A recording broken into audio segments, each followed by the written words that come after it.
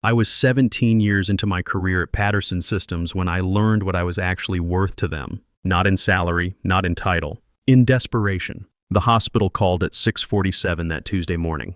My father was gone. Heart failure. No warning. Just gone. He was 76 years old, and I'd been meaning to visit him more often. You always think you have more time. I sat in my car in the parking lot for 20 minutes before I could make myself go inside. The building looked the same as it did on my first day back in 2008.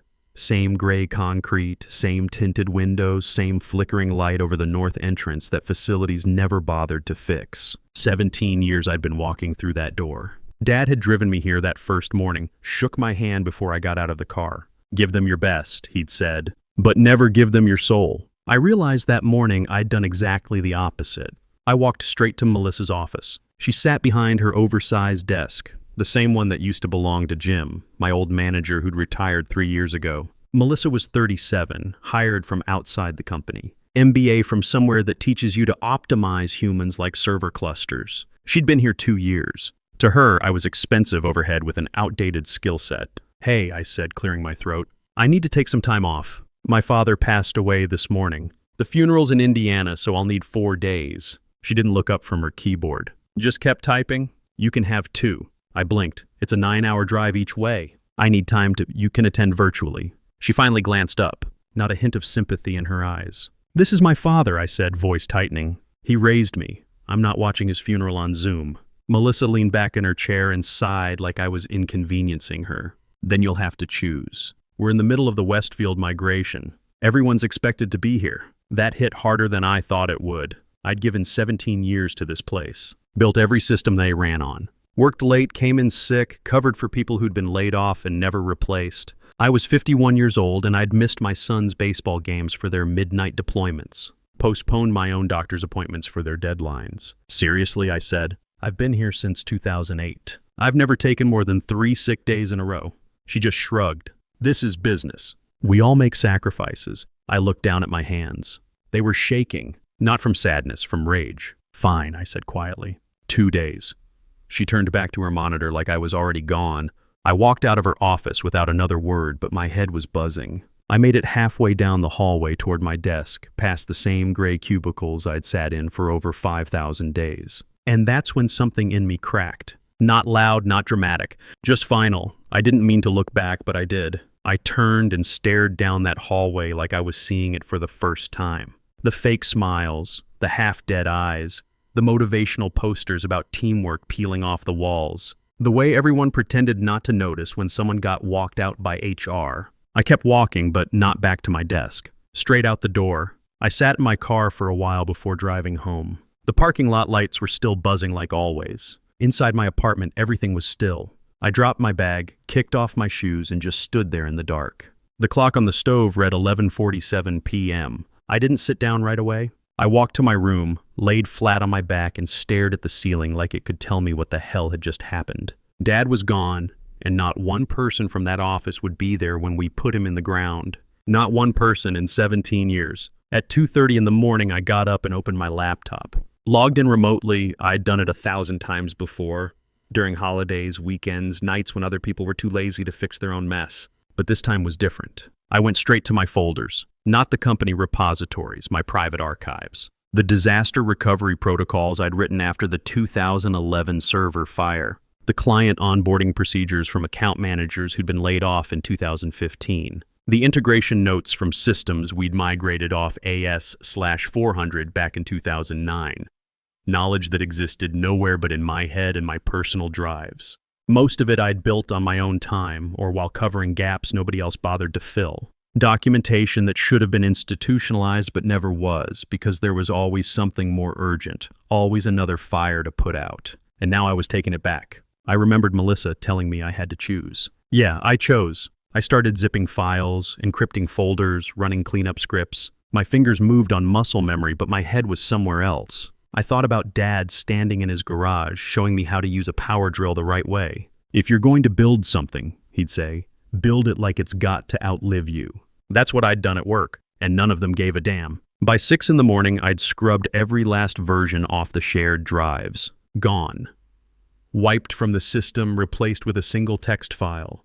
Documentation removed by original author. No backup available. Then I opened a new email. Subject line, formal resignation. Effective immediately. No long speech. No thank you for the opportunity. Just 2 short paragraphs explaining that I was resigning for personal reasons and would not be available for consultation or transition assistance. I attached my resignation letter, hit send, shut the laptop, and packed my bag. I didn't even look at my phone. It started buzzing around 6:30, probably the morning crew noticing the missing files. I turned it off. At 8:10, I was at the airport. Standing in line, hoodie up, backpack slung over one shoulder, ticket to Indianapolis in my pocket. The gate agent barely looked at me. I didn't care. For the first time in 17 years, I felt like I wasn't pretending. While boarding, someone behind me in line was complaining about their seat assignment. I wanted to turn around and say, "At least your dad's still breathing," but I didn't.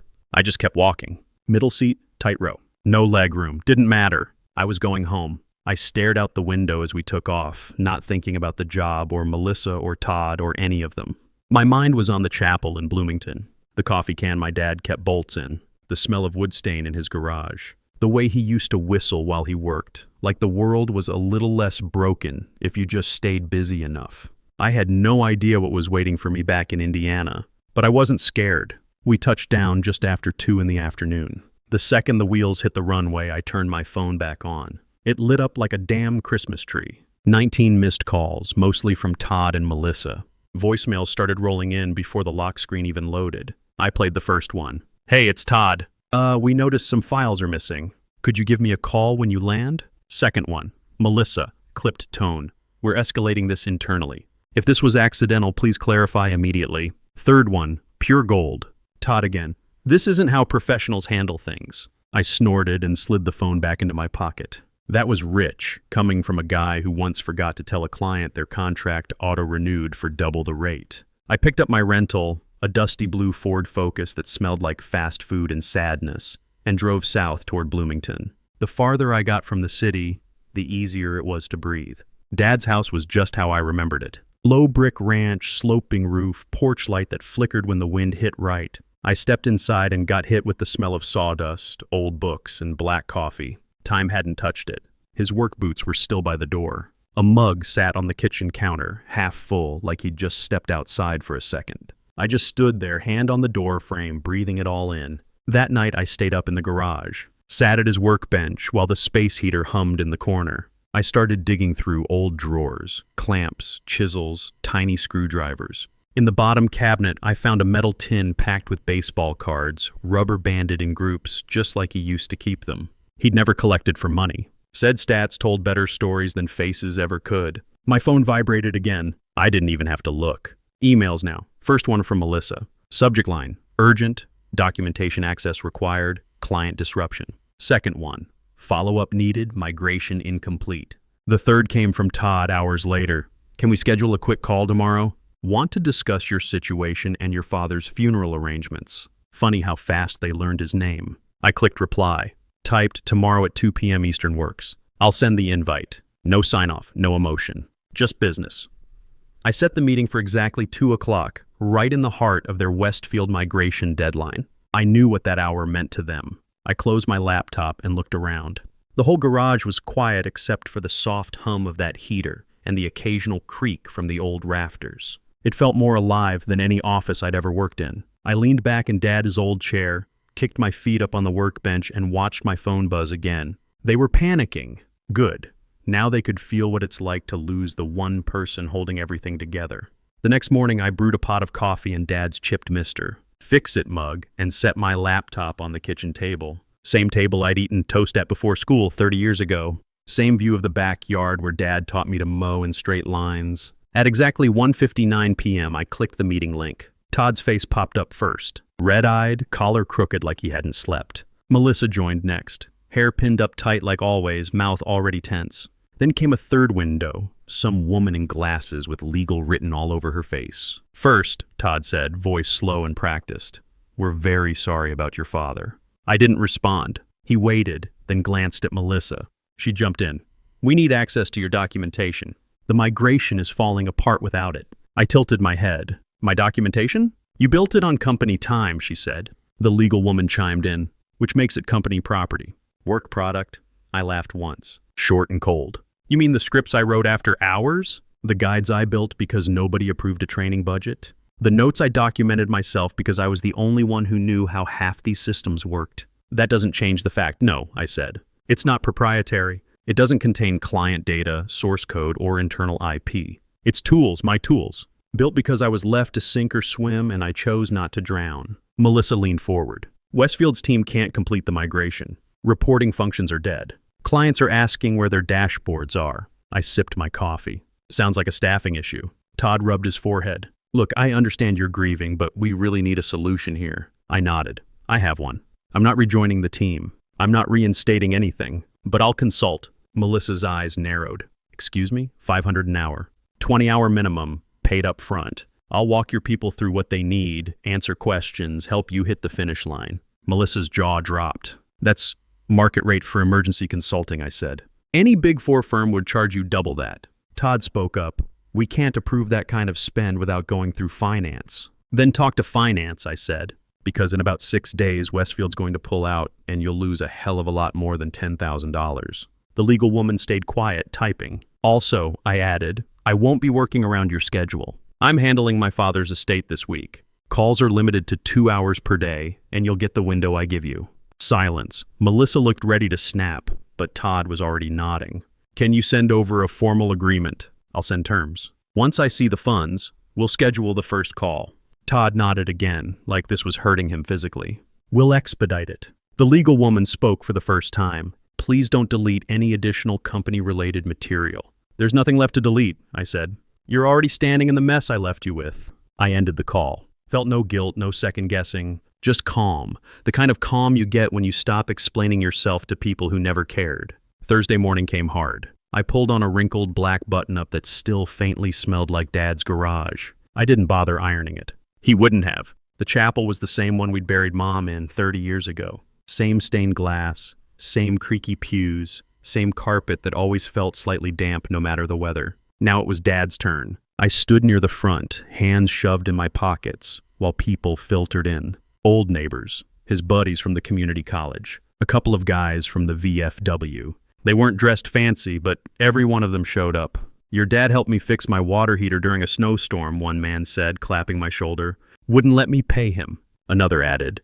Even his barber came, holding a little box of sugar cookies. He hated getting haircuts, she laughed, but he always brought me pie in July. I didn't speak much, just nodded, hugged a few folks, took it all in. Then I saw Mr. Holland, my high school shop teacher, coming down the aisle. Same thick glasses, same stiff walk. He pulled me into a hug like I was still 17. Your dad never stopped bragging about you, he said, voice cracking.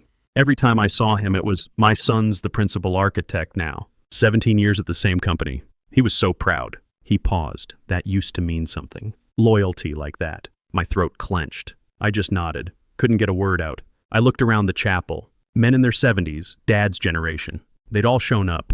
Some had driven 3 hours. That's how they said goodbye. You showed up. Not one person from my company was there. Not one in 17 years. The service was simple. A few prayers. A hymn Dad liked. Some guy from the college gave a short eulogy about how Dad always fixed the vending machines when facilities wouldn't. It wasn't flowery. It wasn't long. But it was real. Afterward, I stepped outside, pulled out my phone, and saw the number. 27 missed calls. I slid it back into my pocket without even reading the names. I walked around back to the shed. On the workbench sat a small wooden pendant, still rough on the edges, half sanded, the loophole not drilled yet. Walnut, from a tree he'd cut down in Aunt Shirley's yard. He'd been making it for me. I picked it up, turned it over in my hand. I remembered him showing me the design a month ago. I grabbed some sandpaper and got to work. Not fast, not careful, just steady. Thursday night, I sat in Dad's garage until past midnight. Didn't work on anything, didn't check email, just sat there listening to the heater hum and the rafters creak, processing everything that had happened in the last 72 hours. Friday morning came whether I was ready or not. I brewed coffee, opened the laptop, and got back to business. Their business, on my terms this time. The Westfield call started at 9 sharp. Their whole team was there, plus Todd, Melissa, and some guy I didn't recognize who looked like he hadn't seen sleep in 3 days. Todd cleared his throat. We had to delay the presentation. Westfield wasn't happy. I sipped my coffee. That sounds like a problem. Melissa jumped in. We need to get this fixed now. They're threatening to pull out. I nodded. Then let's get started. I shared my screen and walked them through everything, line by line. Broken API links, failed queries, dead-end report scripts they'd tried to patch with copy-paste fixes. One process had been misconfigured for 3 months. I'd flagged it back in January. Nobody touched it. Todd tried to move things along. Can we skip the background and just... No, I cut in. You're paying for clarity. You'll get clarity, not shortcuts. He shut up. I kept going, answering their questions one by one. I didn't sugarcoat it. Didn't soften the tone. This part broke because someone deleted the fallback logic. This report fails because the database connection times out every 3rd run. I told you that in December. This is what happens when you rely on duct tape and interns. By the halfway point, nobody argued. They just nodded, typing furiously, looking like people trying to rebuild a plane mid-flight. An hour and 47 minutes later, I closed the session. Todd leaned in. We appreciate your help. That was really necessary. Melissa added, we'll need you back on Monday to finalize the rest. I shook my head. Not in our contract. But we still have questions, she said. Then put them in writing. Wait, Todd said. Are you saying you're not available Monday? I'll be at my father's lawyer's office Monday morning. Priorities. They both looked stunned, like they'd forgotten this was all happening because they couldn't spare me 4 damn days in the first place. Melissa tried to salvage it. Well, just let us know when you're available. I clicked leave meeting. That was the beauty of being prepaid. I didn't owe them a single second more. Tuesday afternoon, I logged into what was supposed to be the final call. No greetings, no small talk. Just their faces staring back at me like they'd just walked out of a car crash. Todd looked wrecked. Hair uncombed, tie loosened, voice low. The demo went badly. Westfield's pissed. Melissa didn't even try to hide it. They're giving us 2 more weeks to fix it. After that, they're walking. I nodded once, understood. We went through the last batch of questions. Script adjustments, data sync issues, a report that somehow kept pulling March figures for every month. I kept my tone level, calm, clear. Professional, they asked. I answered, nothing more. At the end, Todd glanced off screen, then back at me. Before we wrap, there's one more thing. Here it comes. He cleared his throat. We've been talking internally, and we'd like to make you an offer. A real one. Melissa jumped in before I could respond. Director level. Remote. You'd oversee your own team. We'd hire 3 people under you to start. You'd report directly to Todd. She hesitated. And 50% raise. Todd added, you'd be on the executive planning calls going forward. Full seat at the table. The line went quiet. I could hear my own heartbeat. Not because I was nervous, because I was pissed it took this long. I looked at them both. Their faces said it all. This wasn't gratitude. This was desperation. I leaned back in the chair. You're not offering that because I earned it. You're offering it because you're scared. Todd tried to protest. That's not, I held up a hand. Don't. You had 17 years. I was useful to you the entire time, but you never once treated me like I was valued until things blew up. Melissa looked down. Silent. I buried my father last week, I said. And your first reaction was to demand access to my work, not to ask if I was okay. Now you want to promote me? Todd exhaled slowly. We're trying to do right by you now. I gave a half smile. Too late, is there any version of this offer you'd consider? He asked. No, I said. Because it's not about the title or the money. It's about the fact that I had to take everything away from you just to get noticed. Melissa whispered. We didn't realize. You didn't care to realize, I cut in.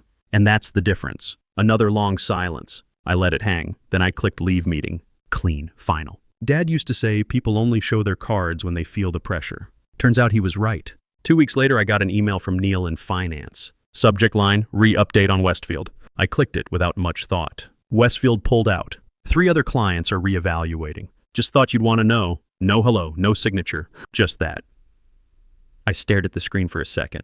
Didn't feel smug. Didn't feel sorry either. Just, right, they'd gambled on pretending I was replaceable. And now the bill had come due. A month later, I joined a smaller firm in Cincinnati.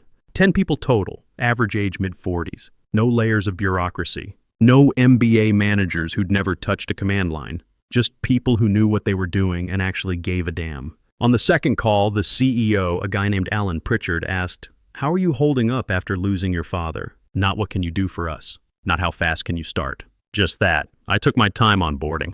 They told me family first or it'll ruin both. Nobody said that at Patterson. Nobody even thought it. It felt like breathing fresh air after years of sucking dust. 6 months passed. I was settled in, finally sleeping full nights. Dad's garage cleaned out and reorganized. The pendant finished and sitting on my desk, walnut, smooth now, with a leather cord run through the loophole I'd drilled 2 months back. At my new firm, I was doing something I'd never done before, building systems that didn't require me to be the hero. Documented, redundant, trainable, the kind of infrastructure you can walk away from without guilt. One afternoon, Alan stopped by my desk. "Got a minute?" he asked. I nodded. "We're bringing on 2 junior engineers next month," he said. "I want you to lead their onboarding, not just the technical stuff. Teach them how to build careers that don't eat them alive." I looked at him. "You sure you want me teaching people how to set boundaries?" He smiled. "That's exactly why I want you teaching them." That's when I saw it. A LinkedIn message from Todd. "I know I handled things wrong. I'm trying to change. You were right about all of it. Your dad sounded like a remarkable man." I stared at it for a while, not because I didn't know what to say, just deciding if it was worth it. I finally typed back, "He was remarkable. Thanks for recognizing it." That was it. No grudges. No second round. Just closure. The following week, one of our engineers, a kid named Travis, maybe 30 years old, stayed late 3 nights straight. Thursday evening, I saw his car still in the lot at 7 p.m. I walked over to his desk. "What's going on?" He looked up, eyes red. "Trying to get this migration script optimized. Keep hitting bottlenecks." "It a crisis?" "No, just I want to get it right." I pulled up a chair. "Let me see what you've got." We worked through it for about 20 minutes. Found the issue, a nested loop that was killing performance. Simple fix once you saw it. "There," I said, "that'll hold until Monday. Now go home." He glanced at his screen. "I should probably test it first. Make sure—" "Travis," I said, "go home. The code will be here tomorrow. Your kid's soccer game won't." He looked at me, started to argue, then stopped. "How'd you know about the game?" "You mentioned it Monday. Said you might miss it." He sat back in his chair. "My dad missed a lot of my games. Always working late." "Yeah," I said, "mine didn't. But I missed a lot of my son's because I thought staying late mattered more." I stood up. "Don't make my mistake." He nodded slowly, grabbed his bag, and left. I watched him walk out, then turned back to my screen. Pulled up the pendant design file I'd been working on, a smaller version of Dad's. Something I could teach the new engineers to make as a first project. Good way to learn patience and precision. Skills you need for code and for life. Last month, I went back to Bloomington. Stood in Dad's garage one more time before we sold the house. Everything was packed up, ready to go. But I took my time, walked around, touched the workbench where he had spent 30 years building and fixing things. On the wall, someone had left a sticky note. Dad's handwriting. Must have been there for years. Measure twice, cut once. Applies to everything. I peeled it off, folded it carefully, put it in my wallet. I wear the pendant most days now. Not as jewelry, just as a reminder. When I'm in a meeting and someone's pushing for a quick fix, I touch it. When a deadline's looming and people want to skip documentation, I feel the smooth walnut against my chest. Dad used to say, "Build it like it's got to outlive you." I'm 51 years old. I've got maybe 15 good years left in this industry before I'm the guy in the obituary. But this time, I'm building something that'll outlive me and let me actually live while I'm doing it. That's the difference. Patterson Systems never recovered from losing Westfield. I heard through the grapevine they laid off 30% of the engineering team 6 months later. Melissa moved to another company. Todd's still there, apparently trying to rebuild what they lost. I don't follow it closely. Don't need to. Sometimes people ask me if I regret how I handled things, if I'd do it differently. The answer's no. Not because I'm proud of burning bridges, but because some bridges are built on rotten foundations. And sometimes the healthiest thing you can do is stop trying to repair what was never solid to begin with. The junior engineers start Monday. I've got their orientation materials ready. Actual documentation, training plans, realistic timelines. None of the sink or swim garbage I dealt with. And I've got 2 wooden pendants half finished in my home workshop. We'll sand them together. I'll teach them what Dad taught me. Take your time, do it right, build things that last. But I'll also teach them something he didn't get the chance to teach me. Make sure you don't sacrifice yourself to build someone else's empire. That's worth more than any salary, any title, any corner office they could offer. For the first time in 17 years, I'm not just the guy holding everything together. I'm the guy teaching others they don't have to. And that feels like finally getting it right.